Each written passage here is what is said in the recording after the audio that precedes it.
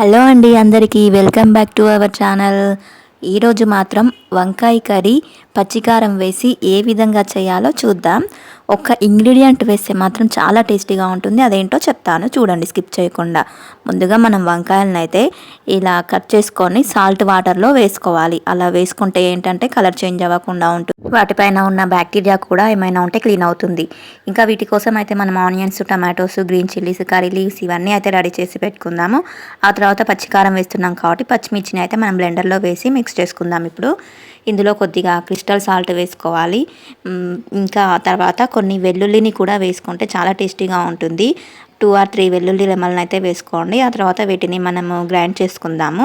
Grind చేసి పక్కన పెట్టుకుందాం. ఆ తర్వాత మనం ఒక గిన్నె పెట్టుకొని అందులో 1½ స్పూన్ ఆయిల్ అయితే వేసుకోవాలి. మీరు కూడా మీ వంకాయల క్వాంటిటీకి సరిపడా ఆయిల్ అయితే వేసుకోండి.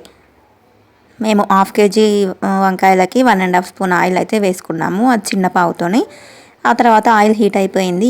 హీట్ అయిపోయాక అందులో మనము పోపు గింజలు అయితే వేసుకోవాలి. జీలకర్ర, ఆవాలు, నచ్చితే ఇంకా వాటితో పప్పులు కూడా వేసుకోండి. ఆ తర్వాత అవి కొంచెం వేగాక ఇందులో మనం ఆనియన్స్ వేస్తున్నాను, చూడండి. ఆనియన్స్ వేసాక గ్రీన్ చిల్లీస్, ఇంకా ఆ తర్వాత కర్రీ లీవ్స్ కూడా వేసుకోవాలి. చూడండి, ఈ విధంగా onions, green chillies, curry leaves ఇవన్నీ ఒకసారి మనం ఆయిల్లో వేసి కలుపుకుందాం. వీటిని కొద్దిసేపు అయితే వేగనిద్దాం. ఆ తర్వాత మనం కొద్దిగా జింజర్ గార్లిక్ పేస్ట్ అయితే వేసుకోవాలి. ఒకసారి దీనిని వేసి మనం ఈ విధంగా కలుపుకోవాలి. జింజర్ గార్లిక్ పేస్ట్ కొంచెం పచ్చివాసన పోయే వరకు మనము ఆయిల్లో ఫ్రై చేసుకోవాలి. ఆ తర్వాత ఇవన్నీ వేగాక అందులో కొద్దిగా పసుపునైతే వేస్తున్నాను. పసుపు వేసుకొని ఒకసారి మనం మిక్స్ చేసుకుందాం. నెక్స్ట్ మనం ఇందులో ఒకసారి ఇవన్నీ కలుపుకున్నాక మనము పచ్చికారము గ్రైండ్ చేసి పెట్టుకున్నాం కదా, దానినైతే వేసుకోవాలి. పోపులోనే వేసుకోవాలి. పోపులో వేసుకుంటే చాలా బాగుంటుంది. కారం మంచిగా ఆయిల్లో ఫ్రై అవుతుంది, చాలా టేస్టీగా ఉంటుంది. ఒకసారి ఇలా ట్రై చేయండి. కొంతమంది ఈ వంకాయలు వేసాక అందులో వేస్తుంటారు, కానీ దానికంటే ఈ విధంగా టేస్టీగా ఉంటుంది. ఈ విధంగా కారం అయితే ఒకసారి మనము ఆయిల్లో ఫ్రై చేసుకోవాలి. ఆ కారం కొద్దిగా వేగాక అందులో మనము వంకాయ ముక్కలను అయితే వేసుకోవాలి. వంకాయలు కట్ చేసేటప్పుడు మనం జాగ్రత్తగా చూసి కట్ చేసుకోవాలి. ఎందుకంటే అవి చూడడానికి పైనుంచి బాగానే కనిపిస్తాయి, లోపల పురుగులు ఉంటాయి. అందుకని చెక్ చేసుకొని కట్ చేసుకోవాలి. ఈ విధంగా అన్నీ మనం ఈక్వల్ సైజులో కట్ చేసుకుంటే చాలా బాగుంటుంది.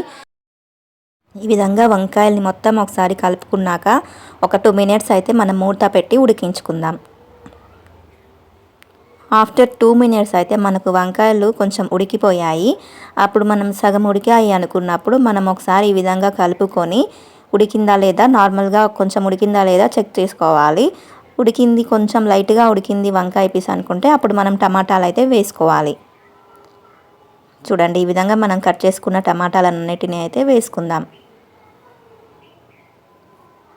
ఇప్పుడు టమాటాలను వేసుకున్నాక ఒకసారి అయితే ఈ విధంగా కలుపుకుందాం. వంకాయల్ని ఎలా పడితే అలా కలపకూడదు, ఒకే డైరెక్షన్లో కలిపితే ముక్క పాడవకుండా ఉంటుంది. చూడండి, ఇప్పుడు మళ్ళీ మనం మూత పెట్టుకొని అయితే ఉడికించుకుందాం ఒక 2 minutes. ఇప్పుడు మనం అయితే గసగసాలు వేసుకొని దంచుకుందాము.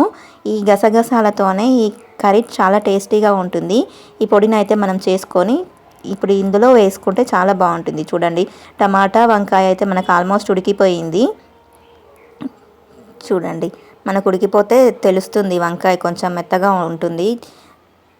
ఈ విధంగా మనకు ఉడికింది అనుకున్నప్పుడు అందులో కొద్దిగా గసగసాల పొడి దంచుకున్నాం కదా, వెంటనే వాటిని ఏం వేయించలేదు, గసగసాలన్నీ అలానే దంచి వేశాను. చూడండి, ఈ విధంగా కొంచెం గసగసాల పొడి, ఇంకా ధనియాల పొడి, ఆ తర్వాత కొంచెం గరం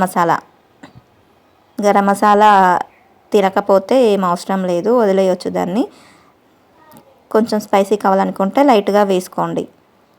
ఈ విధంగా ఈ పొడులన్నిటినీ వేసుకొని ఒకసారి అయితే మనం కలుపుకుందాం.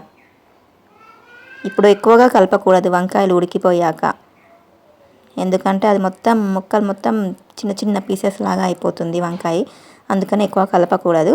ఈ విధంగా మనకు వంకాయ అయితే ఉడికిపోయింది. అప్పుడు ఫైనల్లీ మనము ఇంకా కొత్తిమీరని అయితే వేసుకుందాం. చూడండి, కొత్తిమీర వేసాక కాసేపు అయితే మనం మూత పెట్టుకొని అయితే ఉడికించుకుందాము. మనకి కర్రీ అయితే మొత్తం ఉడికిపోయింది. ఈ వంకాయ తినని వాళ్ళు కూడా ఈ విధంగా చేస్తే ఎంతో బాగుంటుంది, చాలా బాగా తింటారు. వేడి వేడి వంకాయ కర్రీ మాత్రం చాలా బాగుంటుంది. చూడండి, కర్రీ అయితే రెడీ అయిపోయింది. ఫైనల్లీ మనకి ఈ విధంగా ఉంటుంది. పీసెస్ లానే ఉండాలి వంకాయ, అలా ఉంటేనే బాగుంటుంది. మొత్తం దానిని మెత్తగా అయ్యేలాగా ఉడికించకూడదు, అలా ఊకే కలపకూడదు. ఇలా పీసెస్ లాగానే ఉండాలి వంకాయ, అప్పుడు మనకు టేస్టీగా ఉంటుంది. చూడండి, మనకి వంకాయ కూడా ఉడికిపోయింది. చూడండి, మనకు ఒకటి వంకాయ ఇలా మనం ప్రెస్ చేసి చూస్తే తెలుస్తుంది ఉడికిందా లేదా అని చెక్ చేసుకోవచ్చు. కర్రీ మాత్రం చాలా బాగుంది. మీరు కొబ్బరి పొడి కూడా యాడ్ చేసుకోవచ్చు. ఆ పొడులతో పాటు కొబ్బరి పొడి వేసినా కూడా చాలా బాగుంటుంది. ఇంకా వేడి వేడి అన్నంలోకి ఈ విధంగా వేడి వేడి వంకాయ కర్రీ వేసుకొని తింటే ఎంతో బాగుంటుంది. అసలు ఒకసారి ఈ విధంగా ఈ ఇంగ్రీడియంట్స్ వేసి మీరు ఇలా ట్రై చేయండి, చాలా టేస్టీగా ఉంది. నేనైతే అన్నం పెట్టుకొని తినేస్తున్నాను. వేడి వేడి రైస్లోకి ఈ కర్రీ వేసుకొని అయితే తింటున్నాను. కలుపుతుంటే మాత్రం అసలు చాలా కాలుతుంది. కర్రీ ఇంకా రైస్ రెండు కాలుతున్నాయి కాబట్టి తినలేకపోతున్నాను. కానీ తినాలన్న ఎగ్జైట్మెంట్ అయితే ఉంది. వంకాయ కర్రీ నాకు మాత్రం చాలా బాగా ఇష్టం ఇలా చేస్తే, అందుకే వెంటనే తినేసాను. కర్రీ అవ్వగానే పీసెస్ కూడా చాలా బాగా ఉడికాయి, బాగుంది. మీరు కూడా ఇదే ప్రాసెస్లో ట్రై చేయండి. ఎలా ఉందో ట్రై చేసి కామెంట్ చేయండి తప్పకుండా. చూడండి, వంకాయ తినని వాళ్ళు కూడా ఈ విధంగా చేస్తే తింటారు. ఈ వంకాయ కర్రీ మీకు నచ్చిందని అనుకుంటున్నాను. నచ్చితే లైక్ చేయండి, షేర్ చేయండి, ఇంకా సబ్స్క్రైబ్ చేయండి. బెల్ ఐకాన్ని కూడా ప్రెస్ చేయండి. ఇంకా వేరే వీడియోస్ కూడా మీకు వస్తాయి.